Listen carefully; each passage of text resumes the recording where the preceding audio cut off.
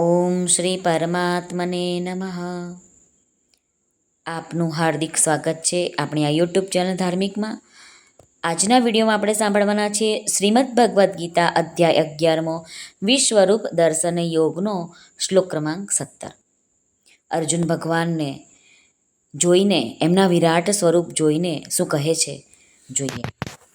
અર્જુન ઉવાચ કિરીટિनं ગદિનૈચક્રિણૈચ તેજો રાશિં સર્વતો દીપ્તિમન્तं પશ્યામિ ત્વાં દુર્નિરીક્ષ્યં સમન્તાદ્ દીપ્તાનલાર્કદ્રુતિમપ્રમેયમ.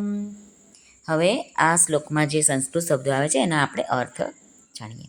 ત્વામ એટલે આપને, કિરીટનમ એટલે મુકુટ, ગદિનમ એટલે ગદા, ચક્રિણમ એટલે ચક્ર, પશ્યામી એટલે જોઈ રહ્યો છું, સર્વતઃ એટલે બધી બાજુએ, તેજો રાશિમ એટલે તેજના પુંજ સ્વરૂપ, દીપ્તિમંતમ એટલે પ્રકાશમાન, દીપ્તાન લાર્કદ ધૃતિમ પ્રમેયમ એટલે કે દૈદીપ્યમાન અગ્નિ સમાન, સૂર્ય જેવી કાંતિવાળા અપ્રમેય સ્વરૂપ, દુર્નિરીક્ષ્યમ એટલે નેત્રો દ્વારા મુશ્કેલીથી જોઈ શકાય એવા, સમંતાત એટલે બધી બાજુએ.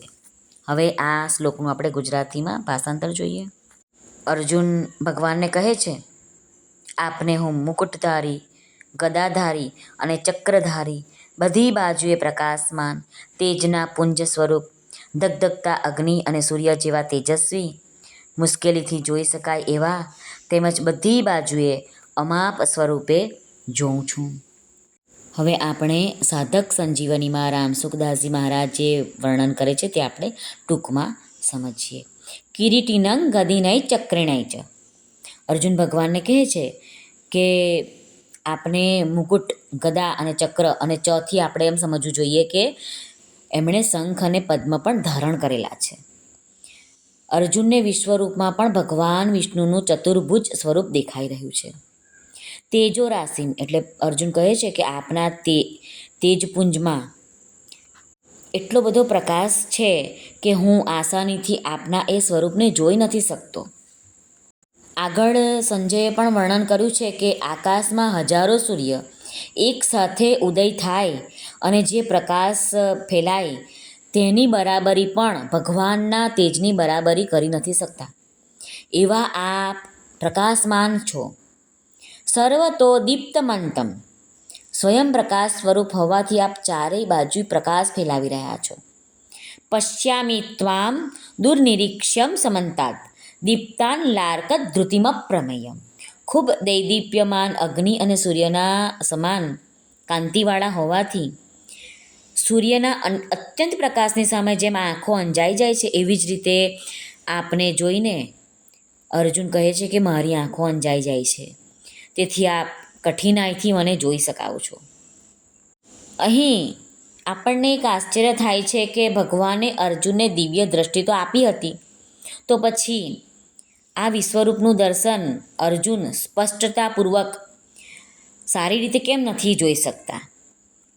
તો રામસુખદાસજી આનું વર્ણન કરે છે કે દિવ્ય દ્રષ્ટિવાળા અર્જુન પણ એ વિશ્વરૂપને જોવાને પૂરા સમર્થ નહોતા. એવું ભગવાનનું દિવ્ય દૈદીપ્યમાન સ્વરૂપ હતું. ભગવાનનું એવું સ્વરૂપ હતું કે બધી બાજુઓથી અપ્રમેય, અપરિમિત હતા. કારણ કે ભગવાન કોઈ માપનો વિષય નથી.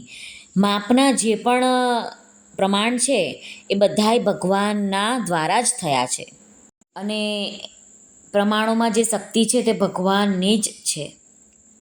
બીજું એક આપણે જાણવું જોઈએ કે અપ્રમેય એટલે પરમાત્માના સગુણ, નિર્ગુણ, સાકાર, નિરાકાર બધા જ સ્વરૂપો અપરિમિત, અમાપ છે, અને તેમનો અંશ જીવાત્મા અપ્રમેય છે.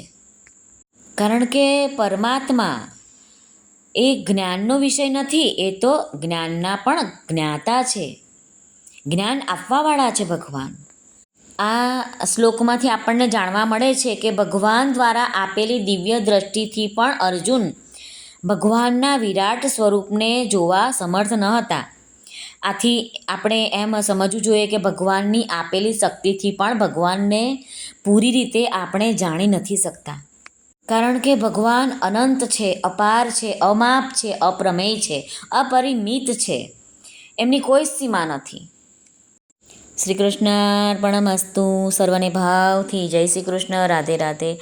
હરિઓમ તત્સત. જય ગુરુદેવ દત્ત. જય સ્વામિનારાયણ. જય માતાજી. નમઃ પાર્વતે પતે. હર હર મહાદેવ. હર સિદ્ધેશ્વર મહાદેવની જય. સર્વનું કલ્યાણ થાઓ, સર્વનું કલ્યાણ થાઓ, સર્વનું કલ્યાણ થાઓ.